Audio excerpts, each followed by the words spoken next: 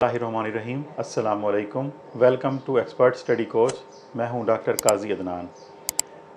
जैसा कि हम पहले डिस्कस कर रहे थे about the tablets doses form, that is a solid doses form. तो उसमें हमने उसके एक्सिपिएंट्स डिस्कस किए और कुछ जो है ना वो टाइप्स डिस्कस की। तो आज चलते हैं फर्दर अगली टाइप्स की तरफ कि वो कैसे फार्मूलेट की जाती हैं और उनकी फार्मूलेशन के ऊपर हम फोकस करेंगे।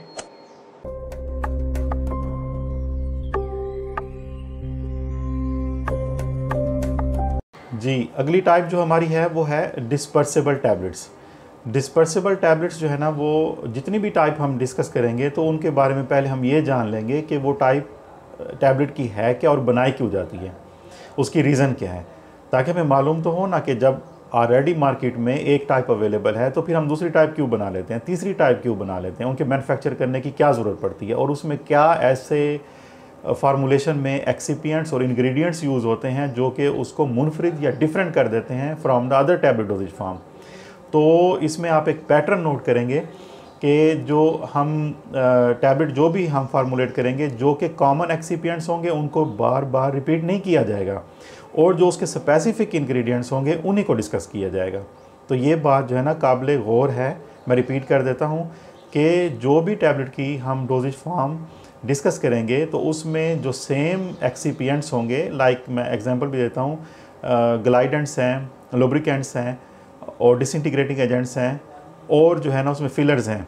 तो ये अगर रिपीट हो रहे होंगे उस टैबलेट में तो हम उसको जो है वो दोबारा डिस्कस नहीं करेंगे।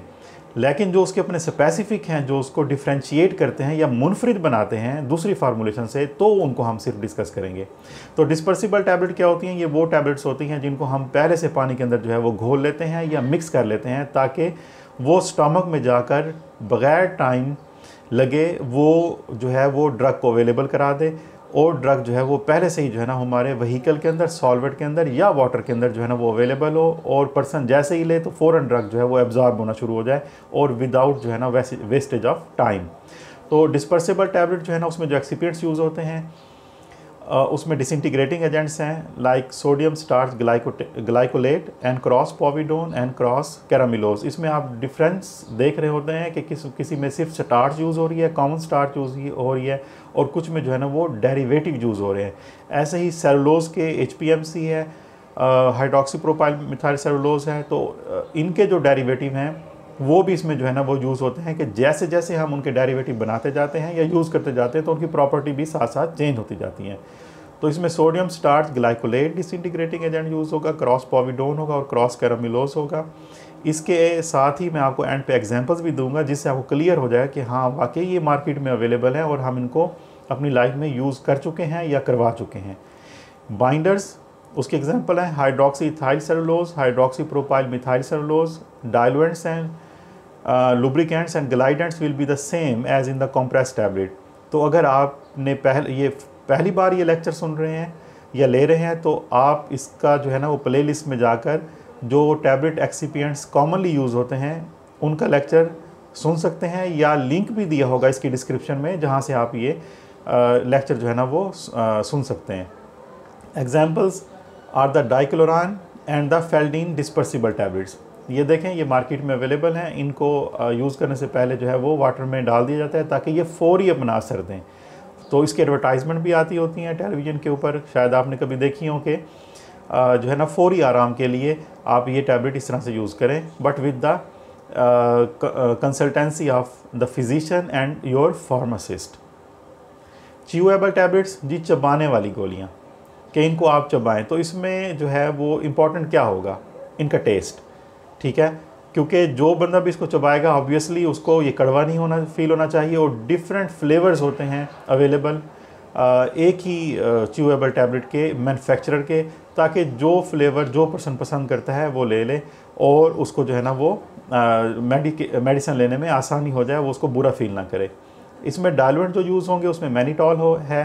Mannitol is a desirable filler in tablets when taste is a factor as in chewable tablets.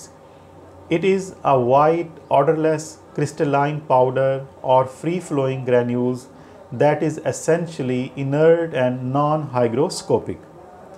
Sorbitol use होता है। Sorbitol is a polyol that occurs as an odorless, white or almost colorless crystalline hygroscopic powder. It is used as a diluent in tablet formulations prepared by either wet granulation or direct compression. Sorbitol is particularly useful in chewable tablets owing to its pleasant sweet taste and cooling sensation. Dextrose, its sweetness level is approximately 70% that of sucrose, and it is available in both anhydrous but more hygroscopic and monohydrated form. Lactose, also known as milk sugar, is a disaccharide commercially produced from the whey of cow milk. वे होता है कि जो milk industry है उसमें कोई भी आप product बनाते हैं, चीज़ है, कर्ड है, तो उसमें जो आखिर में पानी बच जाता है तो उसमें जो है वो लैक्टोज अबेंडेंट होती है, वहाँ से निकाल दिया जाता है।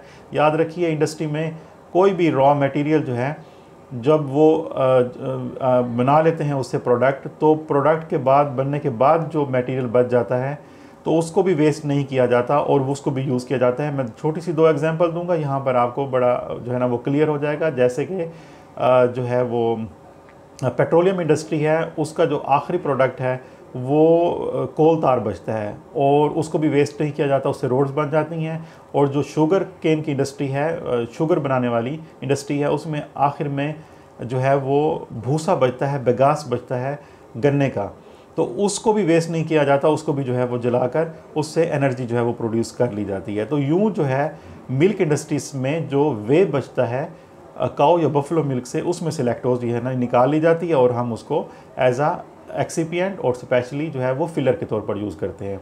सो the lactose based chewable tablets are unsuitable for those who are lactose intolerant. Simply है, इसकी जगह फिर हम कोई और जो है वो फिलर या डाइल्यूएंट जो है वो हम यूज़ कर लेंगे। Sucrose has been extensively used in tablet both as filler, usually in the form of confectioner's sugar, and as a binder in wet granulations. Flavouring agents बहुत इंपॉर्टेंट हैं। मल्टीपल फ्लेवर जो है ना वो अवेलेबल हैं, कोई भी फ्लेवर जो है ना वो इसमें यूज़ किया जा सकता है, but that should be food and drug administration जो है उससे अप्रूव्ड होना चाहिए या फूड ग्रेड जो है ना वो फ्लेवर होना चाहिए। स्वीटनिंग एजेंट्स, इसमें एस्पार्टेम यूज़ करेंगे और ग्लिसराइजिन यूज़ करेंगे और सैकरिन सोडियम बड़ी फेमस, इसके बारे में आपको बता दूं, जो कि हम कॉमनली अपनी लैंग्वेज में इसको हम स्क्रीन कहते हैं, दैट इज़ द सैकरिन। तो ये जो है ना एज अ स्वीटनर यूज़ किया जा सकता है। और ये तीनों जो है एस्पार्टेम, ग्लिसराइजिन और सैकरिन जो है वो शुगर के सब्स्टिट्यूट के ऊपर भी जो है वो यूज़ किए जा सकते हैं। सब्स्टिट्यूट कहते हैं कि एक की जगह ले लेना, कि अगर डायबिटिक पर्सन है उन्होंने जो है ना वो नहीं लेना, या कोई पर्सन जो है वो वेट रिड्यूस कर रहे हैं और उन्होंने भी शुगर नहीं लेनी, या किसी और वजह से जो है ना वो शुगर नहीं लेनी, तो उसको रिप्लेस करके उनका सब्स्टिट्यूट जो है ना वो यूज़ किया जा सकता है। कलरेंट्स पहले डिस्कस किए जा चुके हैं, जो कि मोस्टली जो है वो टैबलेट की कोटिंग में या एफर्वेसेंट टैबलेट में या किसी और टैबलेट में जो है ना वो यूज़ होते हैं, और ये फूड ग्रेड कलर या फार्मास्यूटिकल ग्रेड कलर्स होते हैं। These are the examples of the chewable tablets, market में अवेलेबल हैं और जो है ना वो अबंडेंटली जो है ना वो यूज़ की जाती हैं कैल्शियम की डेफिशिएंसी के लिए या विटामिन्स की डेफिशिएंसी के लिए।